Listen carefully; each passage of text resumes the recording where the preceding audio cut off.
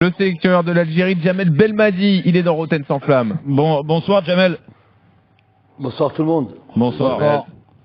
Déjà, félicitations Djamel, hein. Je vais commencer comme ça pour tout ce que tu as apporté dans cette équipe d'Algérie depuis bon nombre de mois maintenant. Et j'ai eu l'occasion de te croiser une fois et là je te le redis devant tout le monde, vraiment tu as fait un travail remarquable. C'est gentil, merci bien. Alors on va peut-être laisser la parole d'abord à Nico, oui, puisque c'est celui qui connaît le mieux Djamel. Vous étiez au PSG, c'est ça, même si vous avez 3 ans d'écart, c'est la formation du PSG que vous vous êtes croisé au début? Ouais, moi en fait, je sortais de Clairefontaine et je suis arrivé au PSG et Djamel était déjà installé avec la N2 et donc c'est mon grand frère. Hein, on m'a fait grandir dans cette équipe, on a appris beaucoup de choses ensemble et c'est comme ça je crois que lui il a signé pro et moi par la suite je suis parti à Arsenal, mais on a toujours gardé des contacts vraiment spéciaux entre nous depuis des années, même si on se parle pas très souvent, mais à chaque fois qu'on se parle, on se parle 1 heure ou 2 heures à chaque fois au téléphone. Ah ouais. On a parlé ensemble il y a 6 mois, il y a presque 8 mois de ça, et c'est toujours un grand plaisir de parler avec lui. Mais quand vous parlez 1 à 2 heures, le temps de parole est égal ou c'est Djamel surtout qui parle et Nico qui écoute? Je connais pas autant de Djamel, mais j'imagine le truc, quoi. Ah, nous deux on a beaucoup de choses à se dire puisqu'on se parle pas, comme j'ai dit, on se parle pas souvent, donc on a beaucoup de choses à se dire, beaucoup de choses à se raconter et c'est toujours un plaisir. Djamel. Bah écoutez, déjà Nico, salam. C'est vrai que ça fait un bail. Mais comme il a dit Nico, il n'y a pas besoin on a un peu sur certains points, on a un peu la même vision des choses et de l'amitié, même de la fraternité. On n'est pas obligé de se parler tous les jours pour partager, pour avoir une certaine relation.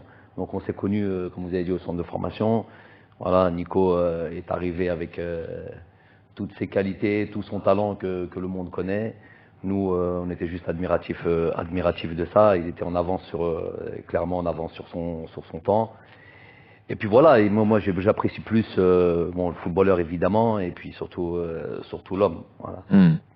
Alors Djamel Belmadi, c'est l'occasion de revenir sur tous les sujets d'actu liés à la sélection algérienne. Ouais, un petit peu. Ouais, Djamel, déjà, on voit l'Algérie en tête du groupe. Je pense que t'es satisfait d'être aujourd'hui à égalité avec le Burkina Faso. Vous jouez une finale à Blida avant peut-être de jouer des barrages en mars. Qu'est-ce que tu penses de cette campagne pour l'instant?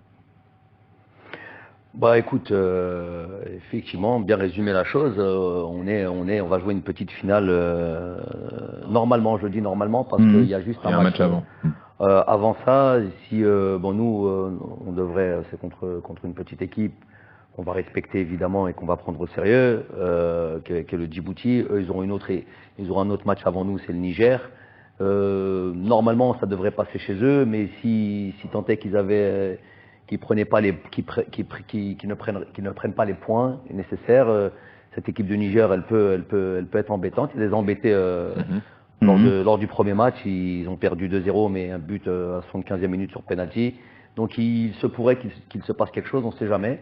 Et donc là, cette finale, elle n'aura pas lieu puisque ça sera le dernier match. Peut-être peut ne pas servir à grand chose. Mais bon, il y a plus de probabilités qu'ils battent le Niger, qu'on batte le Djibouti et qu'on se retrouve sur une finale à Tchakar, une finale de ce groupe pour les matchs du barrage au mois de mars.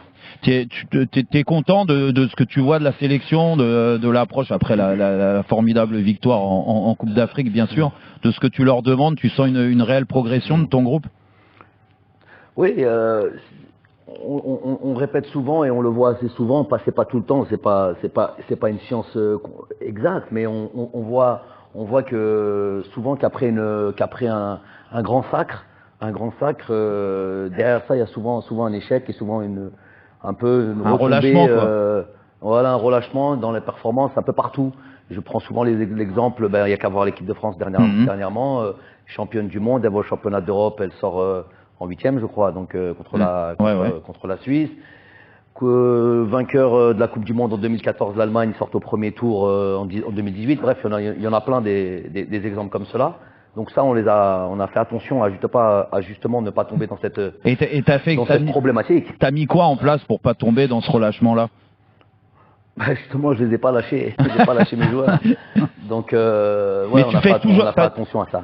Excuse-moi, je te coupe, mais t'as toujours les mêmes, le même groupe, ou t'as essayé de rajeunir un peu, de rafraîchir un peu? Non, on est un des groupes déjà sur cette CAN. On a été un des groupes les plus jeunes de la CAN. On a toujours 2-3 joueurs, voilà, avec une certaine expérience.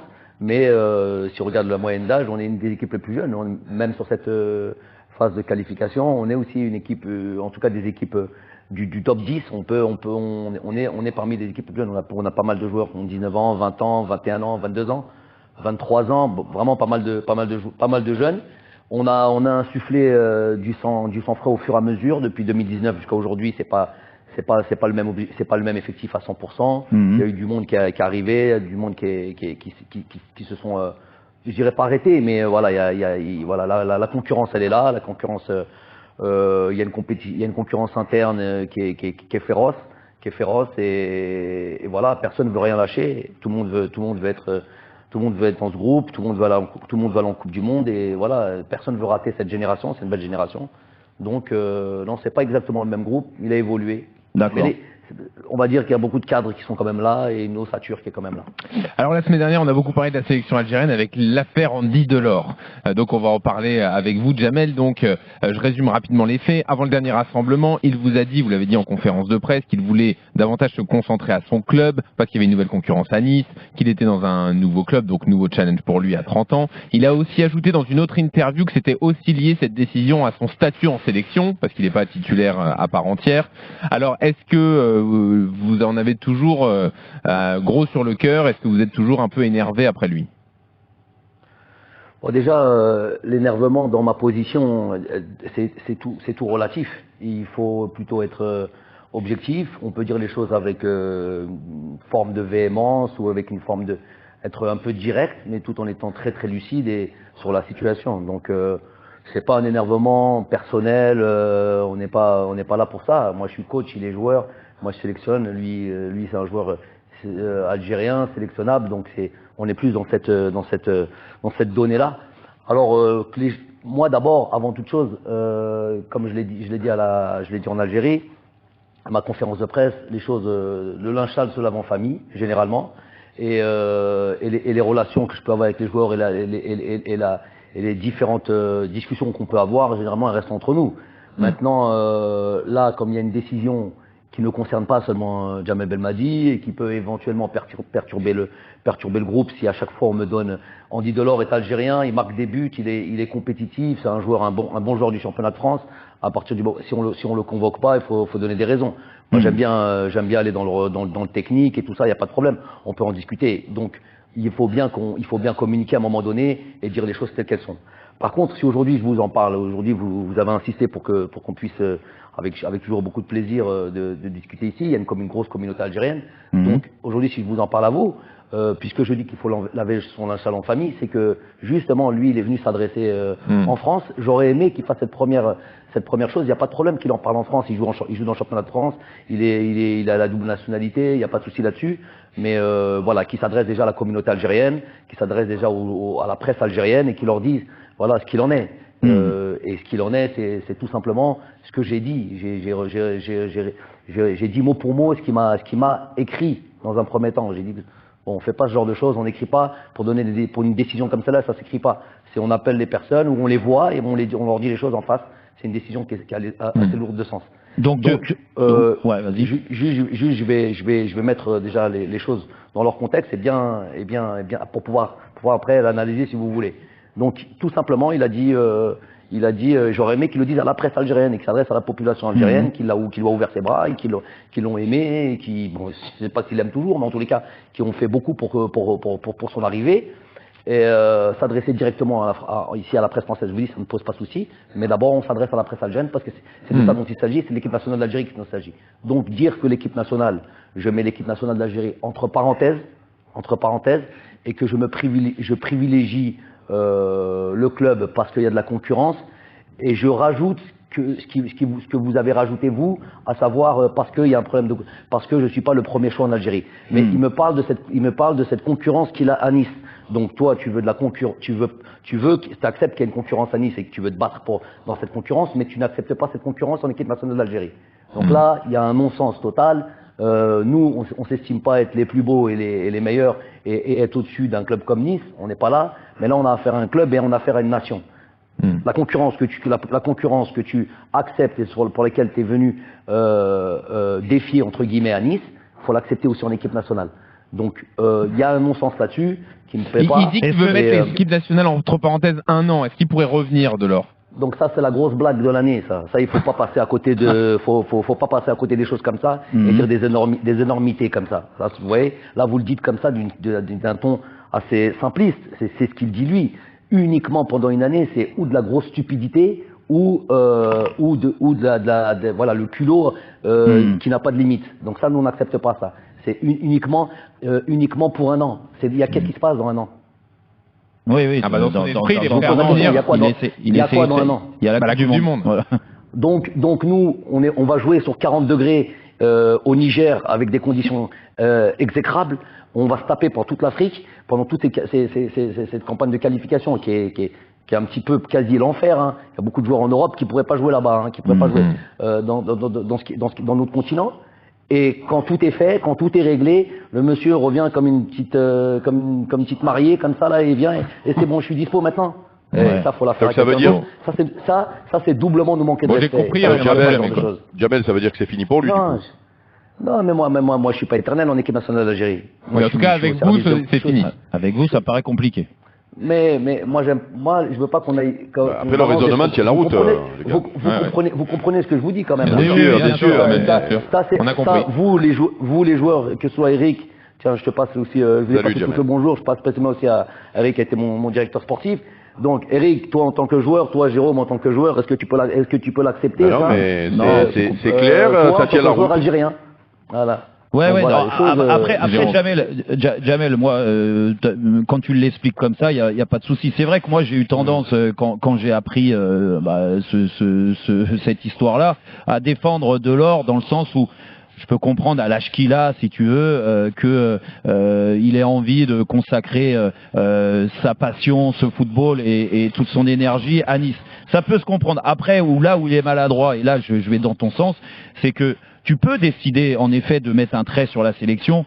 Tu peux pas dire 1 an et puis dans 1 an on verra, je reviens. Ça, là, on est d'accord. Maintenant, après, quand tu me parles de concurrence, je sais pas les rapports que tu avais avec Andy Delors.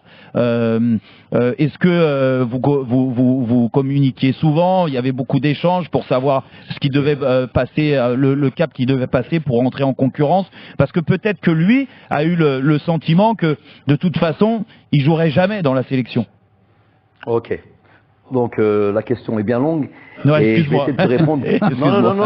Non, elle est bien longue et elle est intéressante parce que ça va pouvoir me donner parce que j'ai vu que tu avais, avant de venir à l'émission, oui. Je peux pas la regarder tout le temps, je peux pas l'écouter tout le temps, je suis pas là, je veux pas mentir de dire que je suis un grand fan, mais quand ça parle football et que je suis en France ou que je peux l'écouter, je l'écoute avec plaisir. Donc je vais te répondre à ça. Avant de venir là, je savais que ça allait être ton émission et que je voulais savoir un peu ce que tu avais dit par rapport à. Bah voilà ce que j'ai dit. Donc, ouais, ok. Ouais, donc je l'ai bien entendu et je vais te répondre par rapport à ça et que tu vas encore mieux comprendre. Moi, je pense déjà, je vais te donner. C'est pas un conseil. Je suis pas là de ma position de donner de conseils, mais je veux dire que quand il s'agit d'un pays ou quand il s'agit d'une nation, il faut faire attention. C'est-à-dire que tu peux être subversif comme tu le fais, Jérôme, mais moi j'aime bien quand tu parles purement technique et j'aime bien quand tu parles purement football parce que tu as été footballeur et là ça a tout son sens. Oui. Mais dès que tu sors un petit peu de trucs, tout le reste, tout ce qui comporte le championnat, ça m'intéresse pas. Mais quand il s'agit d'un pays, il faut faire attention parce que là, j'ai bien entendu ce que tu as dit. Hein, et il faut maîtriser les tenants et les aboutissants du dossier pour après, c'est pouvoir. Mais quel est le problème dans le Jérôme là? Alors, je vais te dire le problème. Donc maintenant, on y arrive. Donnez-moi le temps de vous répondre. Donc, quand tu dis, par exemple, ouais, je comprends que sa position, qu'à 30 ans, tout ce truc. Ok. Donc, il y a des joueurs, par exemple, un Giroud, il a je sais pas quel âge, ou beaucoup d'internationaux, oui, c'est dans vrai. un certain âge. Voilà. Et quand on arrive à une Coupe du Monde, et que tu as 30 ans, hein, tu te dis, toi, un an avant une Coupe du Monde, bon là je suis fatigué, je vais me consacrer juste à mon club. Bon, écoute, et puis à la limite, on n'a pas envie de convaincre des gens, leur dire, eh ben tu veux pas aller faire une Coupe du Monde. Mais non, s'il le sent pas comme ça le mec.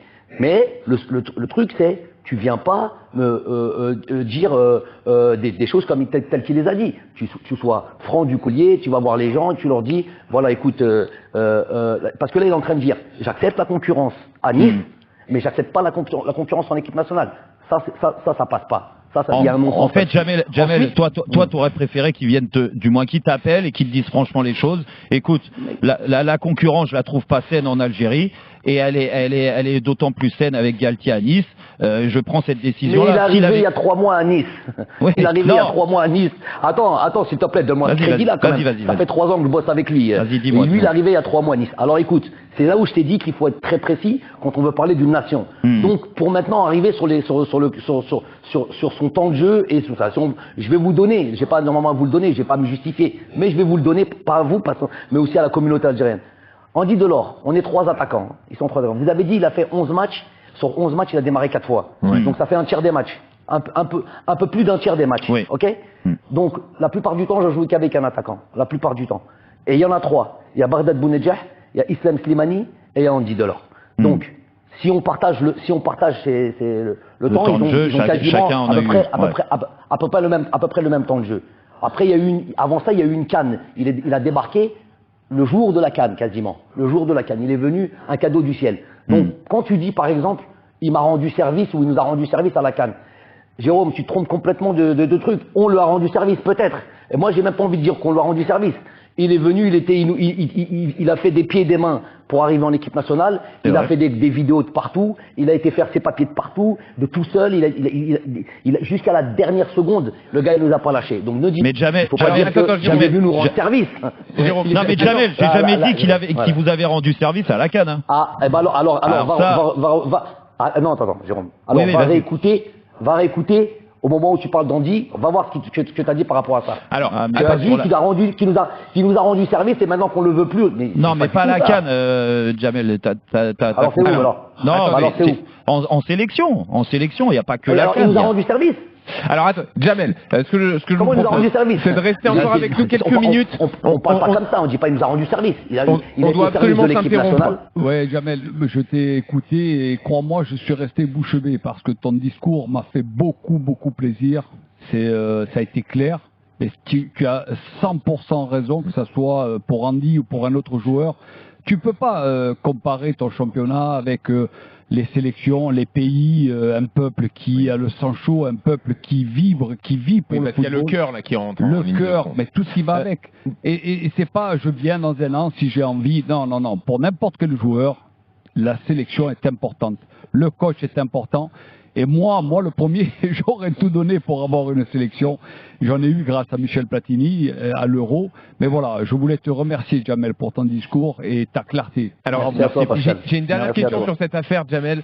Est-ce que vous en voulez au club de Nice? Et est-ce que vous avez eu la confirmation qu'il demanderait à certains des joueurs, sans que ce soit écrit quelque part, mais de ne pas faire la Coupe d'Afrique des Nations? Ouais, sans faire la balance, pour parler crûment un peu, j'ai parlé avec le directeur sportif qui m'a appelé, c'est lui qui m'a appelé.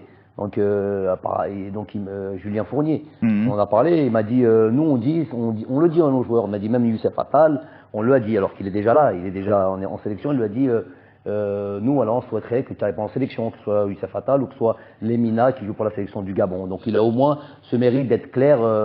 Bon après il n'a pas le droit puisque c'est la FIFA, mais là c'est une date FIFA. Mais ils l'auront dit. Je lui ai dit d'un point de vue sur le plan éthique, c'est dégueulasse pour moi ce que vous faites parce que vous respectez pas les pays et les sélections et le continent africain. Après si c'est que oral et que vous faites ce que vous voulez. Dans tous les cas, sur le plan éthique, j'aime pas ce que vous faites. Ouais, non, mais t'as totalement raison là-dessus. Et là, encore une fois, et moi je finirai là-dessus pour clôturer le dossier de Andy Delors, on peut imaginer, en se mettant à la place du joueur, qu'il signe le contrat de sa vie à Nice, parce que on va pas se leurrer, il a 30 ans, sa carrière elle est faite, il reste pas beaucoup de choses. je pense que ça a joué aussi dans la décision qui signe à Nice. Le fait d'avoir ce discours-là de la part des dirigeants niçois en disant attention, tu signes là, mais on n'a pas envie que tu fasses la Coupe d'Afrique, on n'a pas envie que tu ailles tout le temps te fatiguer en Algérie. Ouais, ben c'est possible. Mais Jérôme, le cœur, attends, mais la nation, le pays compte plus que tout. Oui, non mais Pascal, encore une met la main sur le cœur. Vas-y, Jamel. Excusez-moi de vous couper parce que il y a eu Islam Slimani qui a eu la même Vous savez qu'Islam Slimani était demandé par Nice. Oui, donc oui. ça c'est officiel. Julien Fournier. Donc il lui a proposé la même chose, Julien Fournier, à Islam Slimani. Il lui a dit même pas en rêve. Oui. Voilà. Donc, non mais c'est deux poids, deux mesures. Voilà. T'as raison, Après, Jamel. Chacun met son implication et son amour pour son pays au curseur où il le place où ils veulent. Voilà où il le place Islam et voilà où il le place Andy. Tout simplement, il n'y a même pas besoin de faire trop de discussions. Moi, si Andy n'était pas venu vous en parler, il n'est pas venu en parler en France, je vous en parlerai pas aujourd'hui. On aurait bien parlé d'autre chose. Il est venu en parler ici, je réponds à ce qui est. D'accord. Ok, Jamel, là, pour finir sur une note un peu plus positive quand même que ce conflit avec Andy Delors, tu t'es donné un objectif. Bon, déjà l'objectif c'est forcément de qualifier l'Algérie à la Coupe du Monde. Voilà. Mais après la Coupe du Monde, ça fera 4 ans que tu es à la tête de la sélection. Moi, tu as fait des grandes choses. Est-ce que tu n'aurais pas envie de connaître, d'être entraîneur de club au quotidien avec un club? Tu en as la possibilité maintenant, non? Bah écoute, déjà, c'est bien que tu dises lorsque tu seras qualifié, parce que déjà, comme tu l'as dit, le mois prochain, on a un match important contre le Burkina. Ils ont des joueurs qui jouent en Europe, des bons joueurs. C'est pas une équipe facile. Après, il y a le match du barrage au mois de mars. Tu peux tomber le Cameroun, tu peux tomber la Côte d'Ivoire, tu peux tomber le Ghana, tu peux tomber l'Afrique du Sud. Bref, pas gagné, tout sauf un match facile. Donc c'est pas gagné. Mais si on mérite et si on doit aller dans cette Coupe du Monde là, c'est sûr, c'est qu'on va avoir de l'ambition. Ça c'est sûr et certain. Là où ça va nous emmener, je sais pas. Et après cette Coupe du Monde, c'est tellement loin, c'est tellement truc. Je suis totalement impliqué avec mon pays, mon équipe nationale, qu'il y a le temps de voir ce qu'on fera après. T'es pas allé cette plus Coupe loin. du Monde, si on mérite d'y. Voilà. Il n'y a pas de match facile, Jamel. Merci beaucoup, Jamel Belmadi. Bonne chance. Merci beaucoup. Merci, Jamel. Merci à vous tous, les gars. Ciao.